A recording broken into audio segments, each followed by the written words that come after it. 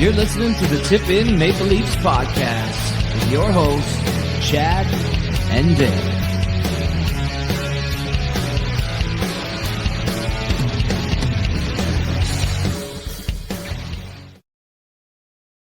Hey, everybody. Welcome to the Tip In Maple Leafs podcast. I'm Chad. I'm Dale. And it's episode number, what are we? 290. 290, baby. 290.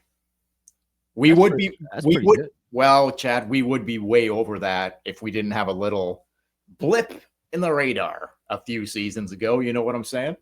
Yeah, I think you're talking about when we left and went to the Sick Podcast Network, only to be fired from the Sick Podcast Network. Yeah. To be replaced by someone who then also got fired from the Sick Podcast Network. So if you are a Leaf podcaster and you're approached by the Sick Podcast Network, don't do it. Oh, hell no. Don't do it. Gigantic mistake. It was fun for the one season, but like, I'm glad we ended up going back to the Tip In, brother. Big time. For sure. For Big sure. Time. This is where we belong. This is our home. Yeah, this is it. We should have never left. No, we should have never left. They promised things that they could never fulfill. Is that fair? That's fair. Yeah. We'll leave it at that.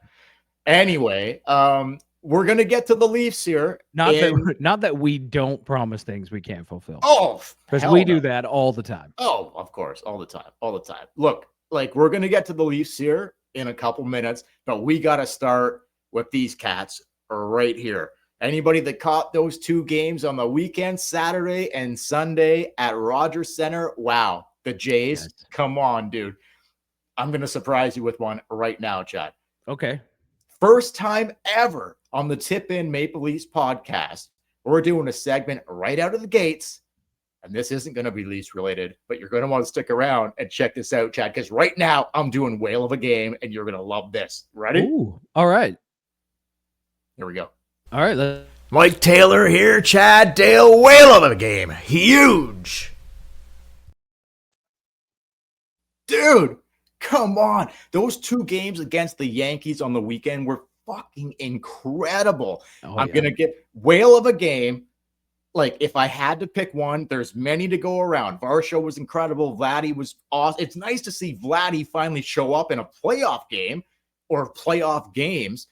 Whale of a Game. The 22-year-old kid, savage, man. This guy was mowing them down. John Schneider getting booed in the sixth inning, coming out of the dugout when he took him out of the game. I get it. Like, save his arm, potentially, if it goes, like, he had a no-hitter going. Yeah. They kicked the guy out in the sixth inning. What were you watching that? Well, like, sorry, I have a bit of a cold, so I might cough a few times. The fan in me wanted to see the no-hitter. Like, you said he was 11 strikeouts in five and change innings. Wanted to see him, but I get why they took him out. They had a 13-run lead. Go to the bullpen, save his arm. Chad, the second he came out, mowing them down. The Yankees got a hit. The kid, the bullpen looked like absolute garbage. As soon as a different pitcher went in there, boom, Yankees started hitting. They give up 7. He didn't even have a run against. He didn't have a hit against you, savage. Yeah, and then the walk, 11 Ks. The bullpen comes in. The Yankees start batting around 7 runs later. I'm thinking, what are we like? The analytics and like, I get saving him like for later. I get it, but he was just mowing them down. Whale of a game to Trey, you savage, man. Just this kid looking, and you could pick Vladdy, you could pick Varsho. There was a bunch of different cats, but am I right on like the Whale of the Game? Like sets a playoff record in franchise history for most strikeouts in a postseason game with 11. Yeah, for game two, he would get the Whale of the Game. ALTS, 22 years old, steps on the mound, takes on the New York Yankees. You hear him say, I'm built for this. And then he was doing media like after the game, and he also he's like, just to backtrack my comments about the other day when I said like I'm built for this. He's like, yeah, I was thinking like, well, I better back that up. Like I made that comment, I better back it up. And then he did it and more. Like can't say enough about this guy. I just wanted to go quickly. sure. Whale. First time we've ever done whale of a game where it's not a Toronto Maple Leaf, but this kid deserves it, right? Yeah, that's great. I'm Absolutely incredible. glad you gave him the whale of the game. We're recording He'll be this. so happy about it. I know, right? We're recording this late Monday night. So they have a chance, the Jays, Yankee Stadium tomorrow night, Tuesday night, to end this baby in 3 games. I hope it happens. Bieber on the mound. Yeah, Biebs is going to be pitching, so we'll see what's up there. I hope it happens. We'll see what happens. But just Jays off the top, because, man, talk about exciting, like, baseball. They were just they were pounding them into the fucking ground. 23 runs in 2 games. Insane.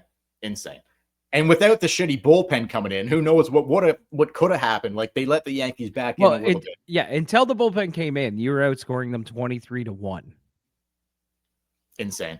Yeah. That's fucking insane. The New York Yankees, man. And apparently those were like the 2 biggest postseason losses, like for the first 2 games in a series or something for the Yankees. Like, it was like some crazy stats all over the place. The one run that they had before they took Yusevich out and went to the bullpen, the only run they got, Gosman walked it in on a bases loaded. So they didn't have an RBI, and the Jays had 23 of them.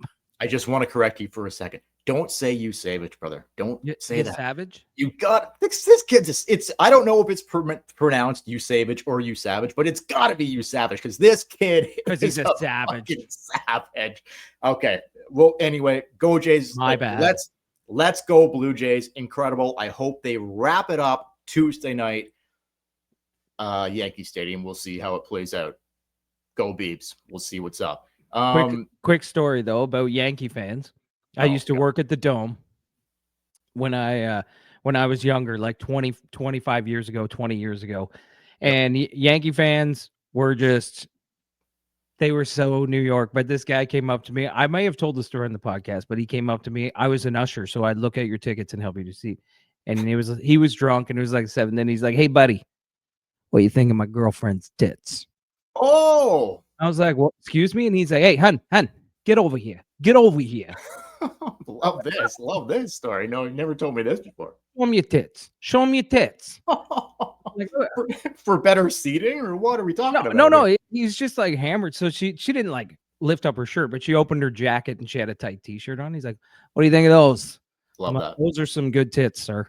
Love that. And he's like, "Yeah, cost me 10 grand those tits." Oh, love that. Just like, money well spent. But that was kind of New York fans. Like, the whole working at Rogers Center / Skydome is over. It was Skydome back then, yeah. But like, I do remember also like texting you before games, being like, "Yeah, Dale, like," I would text you and be like, "What section are you working?" Like, you would like, "Should I tell this or not? Should I say this or not?"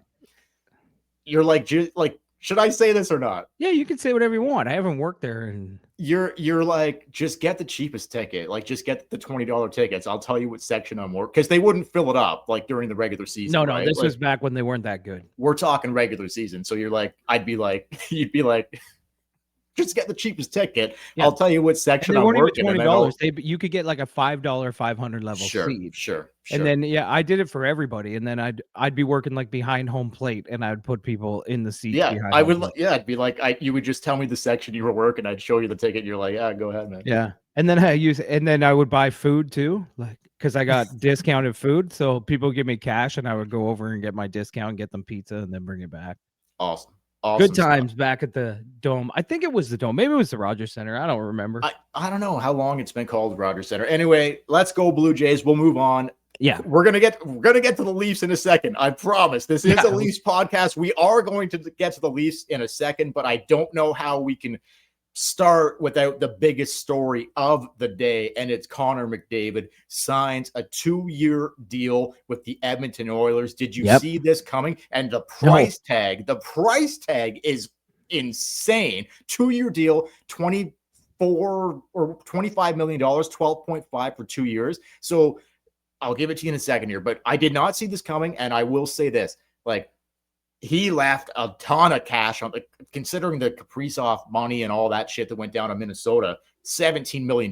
That's insane. But 2 years and leaving money on the table tells me that, one, he wants to win there so bad that he's willing to leave that amount of cake on the table. So he'll be there for the next 3 years, contract wise. Yeah, this year and 2 more. I don't know anything about if he's got a no trade or whatever. I don't know. But so for sure, he's probably going to be there for the next 3 years. But talk about leaving money on the table. He didn't Draisaitl's making more. There's a ton of Matthews is making more. So what just your thoughts on the whole Conor McDavid thing today that went down? I didn't see it coming. I didn't see it coming, and I still don't really understand. I guess he's doing it to, make sure the Edmonton Oilers have caps. The cap's going up next year. Wants to win, right? Wants to win. It kind of blew my mind because why 2 years at that money? Why not 15 million? Why not 16 million? He money to let the team be better. That's what it looks. Yeah. That's what it seems. He basically just extended his contract that he's on now for 2 more years. I think it's even. Yeah, that's exactly right. Anyway, crazy. But I'll tell you this: when it comes up in 2028, if Stan Bowman hasn't done shit to help the team, and I don't love their goaltending, and I do not think Edmonton's going to win the cup this year, will they be in contention? Sure, yeah, they will. It will really suck if, for McDavid, if he frees up this cap space and then Bowman's like, hey, I just got you Justin Hall for 2 years. Something like that. You know what I mean? Well, he just goes out and blows the money. If they go out and blow the money on stupid shit, that's why it's only 2 years. Because then he's like, all right, I'm going somewhere else. That is 100, to bow tie this. He's giving them another, 3 this year and 2 more. And that will be that. Yeah. Unless they get it together and he has a chance to go on a dynasty run, where you win 2 or 3 cups in 5 years, he'd probably stay. But doesn't it? Sure. Doesn't it look good though? You're right. It doesn't it look good on him because he does this. If he leaves at the end of that 2 years, nobody can say anything because he's like, I gave you 2 years at one of the best contracts in sports. And if you couldn't build the team around me, now I'm out. Dude, can you imagine Stan Bowman getting the phone call from the agent saying he's in 2 years, 12.5? I'd be like, my head would fucking explode. My head would probably fully erect. Oh, fully 100%. Erect. I'm sure Stan Bowman. Oh no, I'm not going to say that. Anyway, but yes, 100% right, 100% right. Anyway. Disappointing for me as a Leafs fan because I was hoping and I was praying. But guess what? If Edmonton shits the bed in the next 3 seasons, I think there's still a chance, Chad. We got to wait it out. We got to wait it out a bit here. But if they don't win, he's leaving. Oh, yeah. 100%. He's leaving in 2028. So we'll see. That's why and no one can blame him that he didn't try. He gave them 2 years at a great deal. So we'll go to the Leafs here, waiver pickups today. But first, before we start there, I talking about contract extensions, Stolarz. We haven't done a podcast since Stolarz extended 4-year deal, 15 million over 4 years, whatever. So the Leafs have Stolarz for this year and then 4 more past this year. What do you think about him? I think did he leave money on the table too? Because I think if he went to UFA in the summer, he probably would have got more cake from somebody else. Yeah, I don't know what it is, but it seems like ever since Shanahan's gone, there's things I'm noticing. One is Tree is a better negotiator all of a sudden. The team seems looser and more together now that Shanahan's out of the way. So, yeah, he did it. Some people say Nyes got overpaid, but I think Nyes is a good contract that got done. And this is a stellar contract. This incredible. Him and Wall locked up for the money that they're making over the next few years is crazy good. It is. So I was we don't have to spend it. It's old news. We just haven't done a pod since he extended. I just wanted to say, I just wanted to bring it up and mention it because I think that signing was here's a guy that clearly wants to be here in Stolarz. He had a number in mind, $15 million. That's exactly what he got. But the cap hit is low AAV. I have I love this deal. I fucking love it. I love it. Absolutely love it. But let's go to the waiver pickups today. So the Leafs claimed Caden Primo off of waivers from Carolina, goaltender. The Leafs have also claimed Sammy Blais, I believe is how you pronounce his name, off of waivers from Montreal. Big dude. He was in St. Louis with Berube. And after claiming Caden Primo off waivers earlier today, the Leafs announced that they released James Reimer from his professional tryout. Your thoughts on those 3 moves specifically? Well, I mean, I'll just talk about the goaltending. Primo, I don't know. He hasn't been very good in the NHL. He's only 26 though. Okay. Still, he's 26. Yeah, but Reimer's like 30 what? No, I get it, but like I don't know. 10-year his numbers are terrible. 10-year age. Okay, well, 10-year age difference. So I don't know. But you're just trying to get excuse me, you're just trying to get someone to get you through until Wall comes back. Sure. So this might signal that maybe Wall's going to be a while. It looks that way. You're kind of betting on the younger guy. Reimer didn't look good in preseason, and you're right. He's getting older or whatever. I don't know. It is what it is, but I don't like Primo. I don't like him as a goalie. Like, I don't think he's been very good in the NHL. Hopefully he proves me wrong and he bounces back, but his numbers are terrible. Would you have signed – couple questions. Would you have signed Reimer over picking up Primo on waivers? Probably. I would think I would have more trust in Reimer just to not be anything special, but get me like some wins over the next 2 months. Second question. Would you just go with Hildeby as the backup until Wall comes back instead of Reimer or Primo? That's a good question. I think Hildeby is probably better than Primo in the long run. Like, this is an insurance thing, I guess, right? Like, just in case. Like, I don't know if they're going to go with Stolarz and Hildeby or Stolarz and Primo to start. I don't know. But James is out. It sucks. I like James. James is a good dude. It sucks that it didn't work out. I don't think they really gave him a fair shake, to be honest with you. Like, they didn't.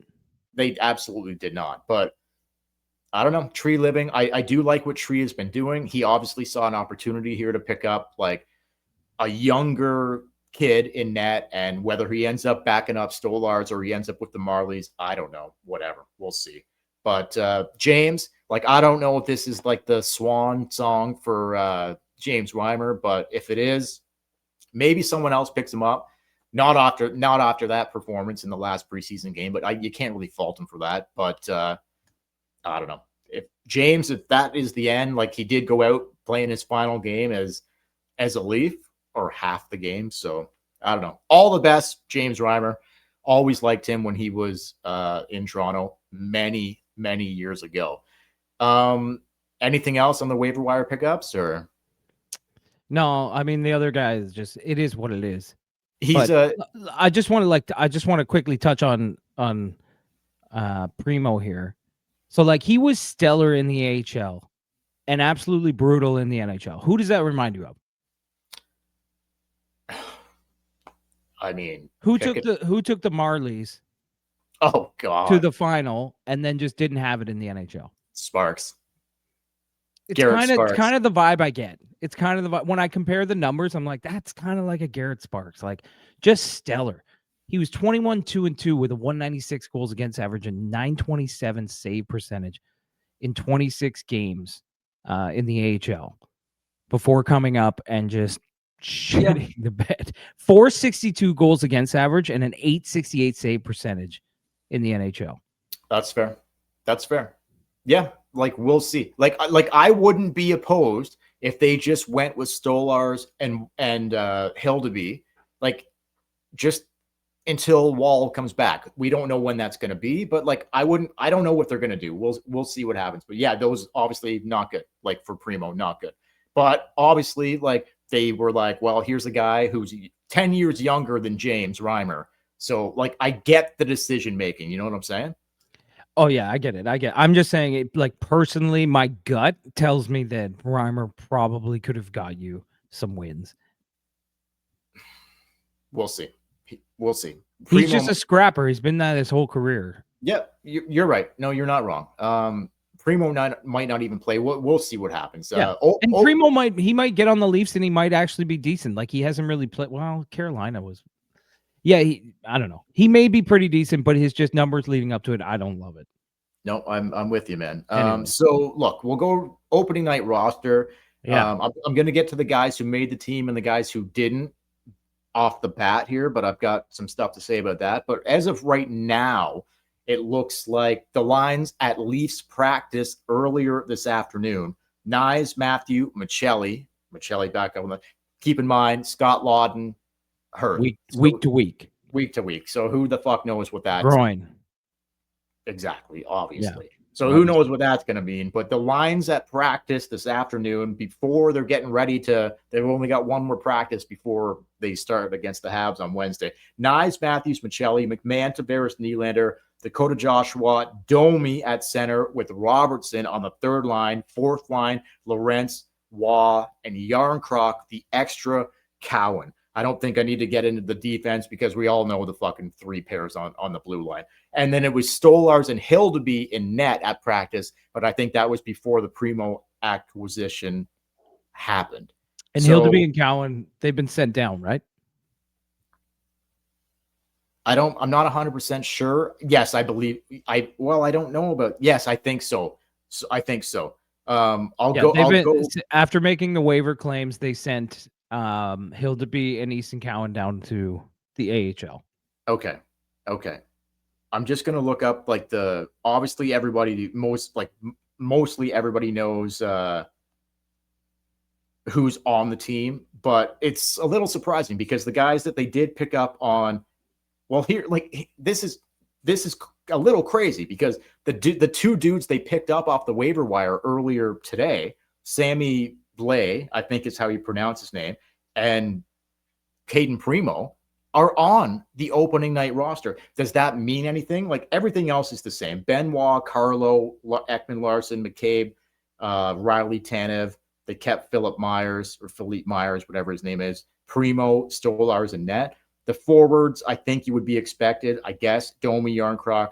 Well, I don't know. Would you? Joshua, Nyes, Lorentz, Michelli, Matthews, McMahon, Nylander, Robertson, Waugh, Tavares, and the new dude, Sammy Bias. Am I missing somebody? I'm not 100% sure. But that's leaving out Cowan and Hildeby.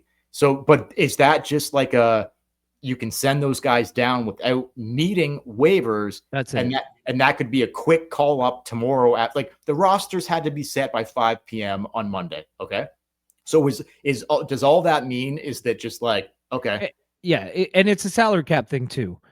Because the Leafs are going to want to be, they're going to want to be under the cap, but they're going to want to be as close to the cap as they can for long-term injured reserve. And remember, they did this last year. Like they will go day by day, saving money against the cap and using it later on. Yeah. So yeah, Scott Lawton will go on LTIR. I don't know how they're going to do it, but eventually, I believe Cowan's going to be on this team. I wouldn't be surprised if he was called back up tomorrow. They just he might be. I don't know how tight they are with the cap. I don't have it in front of me. I don't know how they would work it in, but you can send him down, no waivers, no nothing, and you can call him up at any time. But I like the way Berube talked about this kid. It surprises me that Berube would make a decision. Full boner coming, like see right through the coming. There she goes. Yeah. It just surprises me that he would make the decision to send him down for any other reason other than cap implications and to work around that. Like that fourth line of Lawton and Lorentz and Cowan, like he kept them together all preseason. Cowan played basically and his interviews. Like he wouldn't even say Nick Robertson's name. They'd be like, "How do you think Robertson's doing?" Yeah, he's a good player. He's doing pretty good. Then they're like, "Cowan," he's like, "Cowboy." Oh yeah, Cowboy. Loves him. What do you think about the camp thing? Put on waivers, clears waivers. Where do you think he's at? I don't see him. Like, do you see him returning? No, I think they would have been really happy if someone claimed him. Now with Lawton being out, you might need him if someone else gets hurt. Not what the lineup looked like today. Domi going back to center, and then Waugh slipping down to the fourth line to play with. It's Lorentz. So weird, eh? What do you think Berube has against Camp? Because like Keefe loved Camp. He is a good penalty killer, so I'm not 100%. And he's a good centerman. Like he's a good depth centerman, but like he wouldn't play him in the playoffs. No, doesn't want him around. It's kind of weird. Does it surprise you that like Robertson and Yarncroc are potential? Well, they were on the third and fourth line wings today, but that doesn't mean that like practice tomorrow could look like completely different if they call Cowan back up. And like, I wouldn't be surprised. Like, I'm not sure that Robertson and Yarncroc are going to start on Wednesday against Montreal. I wouldn't be surprised if you saw Easton Cowan back up. I don't know how they're going to work this out, but I don't know. Like, what do you think? Like, what do you like? I liked it better before the look when like I liked that fourth line of Cowan, Lorentz, and Lawton. But yeah, I will say this though. I don't believe the NHL is a development league. Like, I don't like it when you take guys like Easton Cowan and you shove them on the fourth line. I think that does them a disservice. Got to start somewhere, dude. Though you're playing with two vets. I think you either vets. Yeah, he's playing with two vets, but I think you either put him in the best possible position to succeed, or you put him in the minors where he's top line, top power play, all that jazz. Okay. I just don't. I've never been a big fan. I've never been a big fan of like putting people on the fourth line playing 8 minutes and thinking that's going to develop their game. I don't think it does. That's fair. Okay, so opening night roster potentially, but maybe not. We could see something different tomorrow, and we'll see what happens. So I guess last thing before we bounce out of here, Chad, actually, I should throw to this. We've been working in line with the Hockey Podcast Network and DraftKings. Chad, you want to do a little bit of telling us about that right now? Yeah, I just have to find it. Sorry, I threw it on you. Sorry, brother. Sorry. We were going to get out of here without doing it, so I thought I better slip it in now. I forgot it. Here, I have the read. This is how we pay the bills around here. All right, folks. That's it. Somebody's got it. I think I had COVID because like I have had a cough for 2 weeks. I was so sick last week, and I just can't get this cough to go away. But anyway, here we go. If I cough during this, just bear with me. But anyway, NFL fans, what's your favorite touchdown? For me, it's the next one. Because with DraftKings Sportsbook, the official sports betting partner of the NFL, every touchdown could bring you closer to cha-ching cashing in. From the first touchdown score to anytime TD props or the thrill of live in-game betting, every snap is loaded with opportunity. Love a good snap. Me too. I love a loaded snap. Love it. Here's the best part. You bet just $5. If your bet wins, you'll get $200 in bonus bets instantly. How do you do that? You log into DraftKings and you use the promo code THPN. That's promo code THPN. Right now, bet $5. If your bet wins, you'll get $200 in bonus bets instantly. All right? And I just have to say this as well, that the offer is not valid in Ontario. Okay, there we go. Why we're reading it, I don't know, but we'll talk about that another day. Yeah, it's all good. Here we go. This is it. Read it, brother. Read it. That was it. No. Read what I just put on the screen. Oh, Jesus Christ! I thought you were talking about the ad. Is this fine? Oh no, are we doing this tonight? Is this finally the year for the Leafs? We can't talk about this in like we got to before the season starts. I feel like we should give our opinions on this. Is this finally the year for the Leafs? To me, there looks like there's a opening in the Eastern Conference, especially with Tkachuk in Florida being like missing half the season, and who knows if how he's going to look when he comes back. Barkov missing potentially the entire season, including playoffs. I know Florida still has a good team. Tampa's going to be good. Like, I get it. There's not a ton of teams in the Metro that scare me, and I don't even know how good the Leafs are going to be. I really don't. But healthy goaltending, I like their blue line. There are a lot of things I like about the Leafs makeup currently as it's constructed. But like we kind of touched on this last podcast, like, do you not see does it not look like, why can't the Leafs win the Eastern Conference? Why can't the Leafs be the representative of the Eastern Conference in the Stanley Cup final? Who's stopping them from doing that right now? Themselves. Always been themselves. Yeah. Elaborate, brother. Please. Well, I'm just saying, like, it's been, this team hasn't been able to get over the hump. The teams in the past 50 years haven't been able to get over the hump. So what makes you think it's going to be different this year? I don't know. Like, I'm not we sure. did this last year and we talked about it and we were like, Florida scares us, and who beat us? Florida still scares me. Florida, like, even without Barkov and Tkachuk, they still scare me. They're just a hell of a, like, Bob and net, but they're getting older. They've played a lot of hockey. Like, I think Tampa, if Vasilevsky can return to form, I think they're going to be good again. The Habs will be better. The Sens will be better. I don't consider them cup contenders. The Leafs are going to make the playoffs. Of course. The thing is that I actually don't know whether it's a wild card or they win the division. Yeah, like, I can't tell you with this team, but I think they are a playoff team. Could go either way, brother. Could go either way. And anything is possible. But if I'm looking at the past, I don't really care anything. Like, I know Mitch Marner's not here and things have changed. You got a new coach again, Berube's second crack at it. You just had to bring him up, man. I'm just saying we were almost done here. I'm just saying that's the big difference between this year to last. It's not really any additions. It's the fact that you've subtracted Marner from the team. Yeah.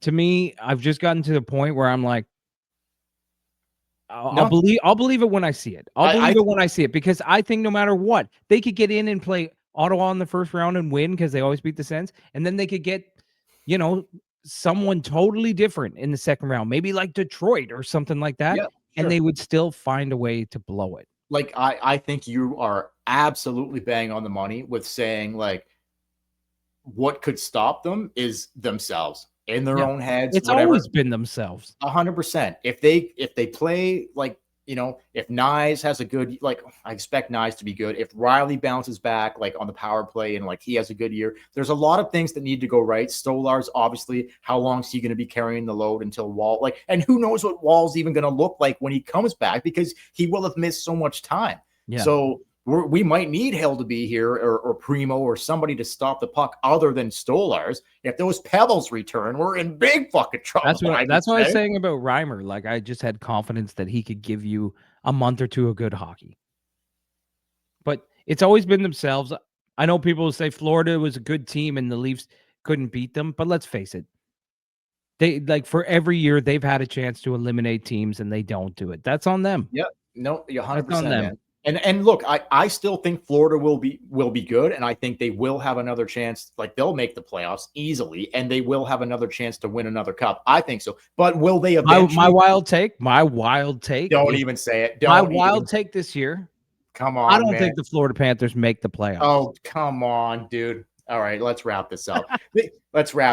I think they might run out of gas potentially in the playoffs, because they've been to 3 straight cup finals. They've played more hockey than fucking anybody in the last 3 seasons. But to say that they're not a playoff team, like, how much would have to go wrong there for them to not make the playoffs? 1 losing streak. Dude, should be interesting. Okay, we got to go. Like, we have to end it there. I can't believe you just said you don't think I'm just riling it up. Right? Are good. That's wild.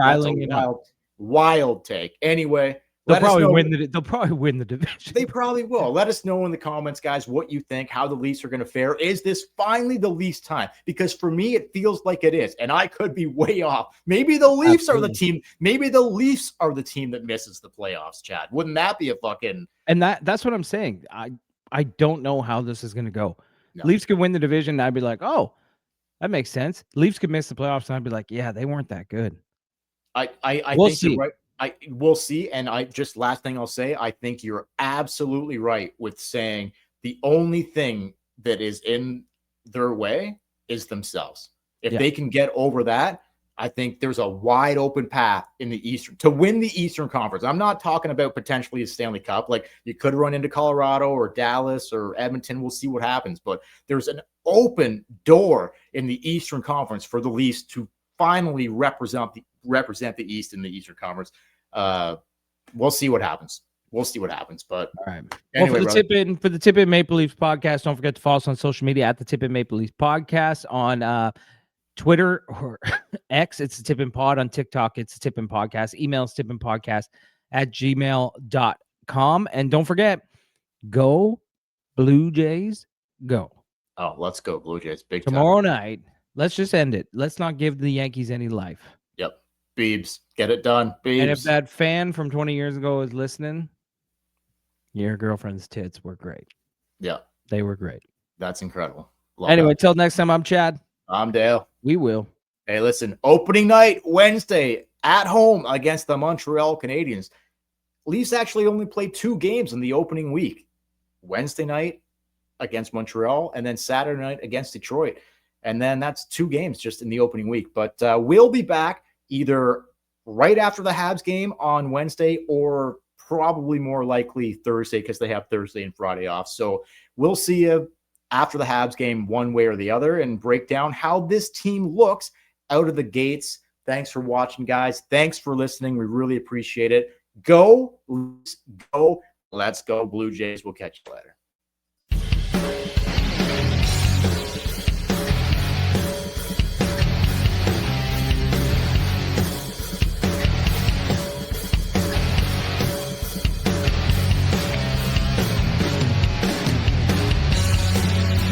You're listening to the Tip In Maple Leafs podcast with your hosts, Chad and Dave.